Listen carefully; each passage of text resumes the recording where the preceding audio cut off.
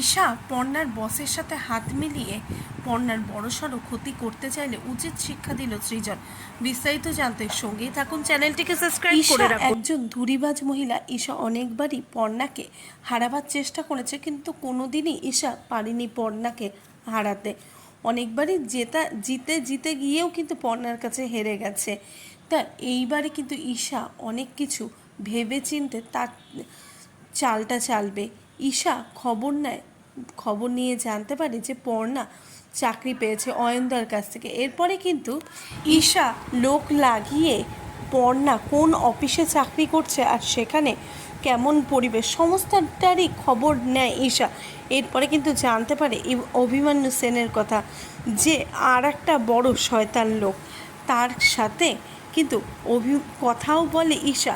আর ঈশা আকারে ইঙ্গিতে সব বোঝায় যে সেও পর্ণার ক্ষতি চায় আর এও পর্ণাকে পেতে চায়।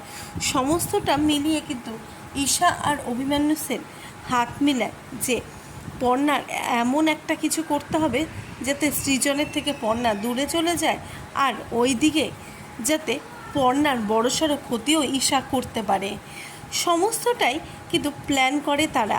এরপরে যখন পর্ণা তার নিজের কাজে ব্যস্ত হয়ে পড়ে, হঠাৎই একদিন ঈশার কথায় কিন্তু অভিমন্যু সেন পর্ণাকে রাস্তার মধ্যেই বিভিন্ন কথা শুনিয়ে নিজের সাথে জোর করে নিজের গাড়িতে তোলার চেষ্টা করবে।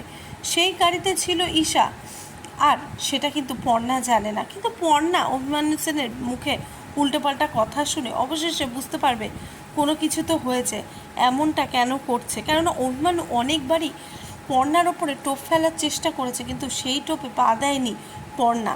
আর এবারে একেবারে মরিয়া হয়ে উঠে অভিমন্যু সেন কিন্তু পর্ণাকে জোর করতে শুরু করে। এরপরেই ঈশা দেখতে পায় যে পাশ থেকে সৃজন চলে আসে সেখানে। ঈশা অনেকবার অভিমন্যু সেনকে সাবধানও করে, কিন্তু ঈশার কোনো কথাই বুঝতে পারে না অভিমন্যু সেন। এরপরে সেখানে সৃজন এসে তাহলে অভিমন্যু সেনকে কী করা উচিত সৃজন কিন্তু চুপ করে থেমে থাকবে না, অভিমন্যু সেনের হাত ধরে সরিয়ে দেবে এবং উত্তম মধ্যম একেবারে অভিমন্যু সেনকে দেবে। তাহলে সৃজনের বউয়ের গায়ে হাত তোলা বা সৃজনের বউয়ের হাতকে ধরে টানা অত সহজে কি সৃজন ছেড়ে দেবে অভিমন্যু সেনকে? তোমাদের কি মত? সৃজনের কি করা উচিত অভিমন্যু সেনের সাথে? প্লিজ তোমরা তোমাদের মতামত অবশ্যই কমেন্ট বক্সে কমেন্ট করে জানাও। আর সঙ্গে ঈশাকেও কি করা উচিত প্লিজ অবশ্যই কমেন্ট বক্সে কমেন্ট করে জানাও।